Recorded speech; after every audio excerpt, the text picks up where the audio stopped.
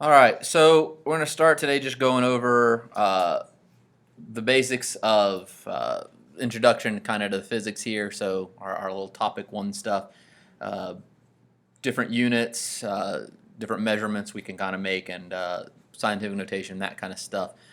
Basically, the mathematical background, at least, of measurement as far as where we're going. So the first thing we need to talk about is fundamental units.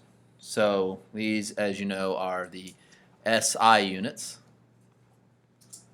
Okay, and these are, at least in science, the nice little standard international units.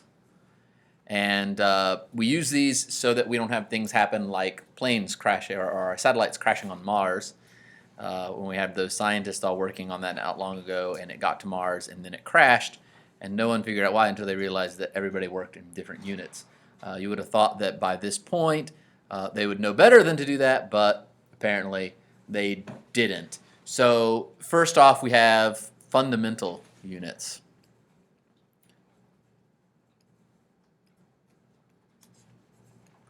And basically, these are the most basic units that we can come up with to make a measurement. There's no combination of anything. They're just the most fundamental measurements we can make. The first one is time, and we measure that in seconds. Oops, I keep clicking that button. Seconds. And our abbreviation for that is just an S. The second one is distance. Our distance or length measurements. This we measure in meters. And our unit for that is an M, lowercase. Then we have mass, the amount of something. We can call it that for now, though later we'll come to think of it a little differently than just the amount of something that we have. For that, we use the kilogram. It's our only base unit that has a little prefix in front of it, and that's because the gram, when it was created, was so small it's not very useful, and most of the more common measurements that we use in our human world are up around the kilogram size. It's still not a lot, but it's a good healthy chunk of matter. Here, this one, the IB does a little different. I would argue that the base unit here should be, or the fundamental unit here should be the coulomb for charge, but they like to use the ampere, which is the amount of current flowing through something, which is the electric charge moving through. They do this because they argue that it's easier to measure current than it is charge, which is true, but current is ultimately charge per unit time, and so it is actually a derived thing. It's the motion of charges, but whatever, you have to know it this way for your IB exam, so if they ask you what's the fundamental unit, you will tell them ampere, not Coulomb charge. Okay? We also have temperature. Okay? For that, we use the Kelvin, which is just a capital K. It is not degrees Kelvin. It is not a centigrade thing. It is not a degree, so it's just Kelvin, not degrees Kelvin. And then we have the amount of something, or number of particles. We'll put amount, but number of particles. So it's a little different than mass, because different particles will have a different amount of mass. So the amount of something, and that's the mole. And that's abbreviated just MOL. Okay.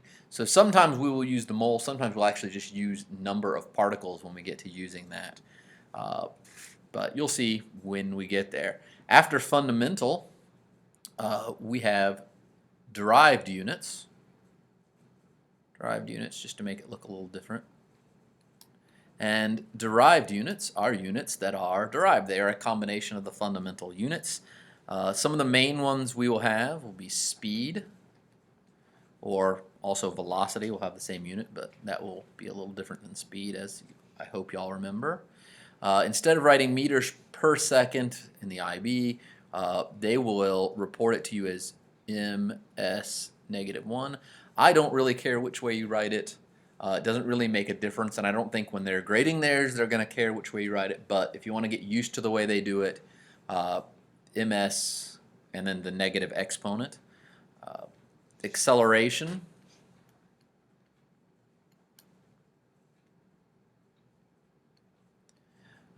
We know that is meters per second squared, so a little -2. Just do a couple examples here. Force, hopefully I'll remember that is a derived unit. We called that with a Newton, but a Newton equaled a kilogram meter per second squared. And that's one of those things that you need to know. If you were woken up at 3 o'clock in the morning, you should just know it. You know, really all of these basic main ones, you shouldn't have to think about them really. You got to get those really committed to memory.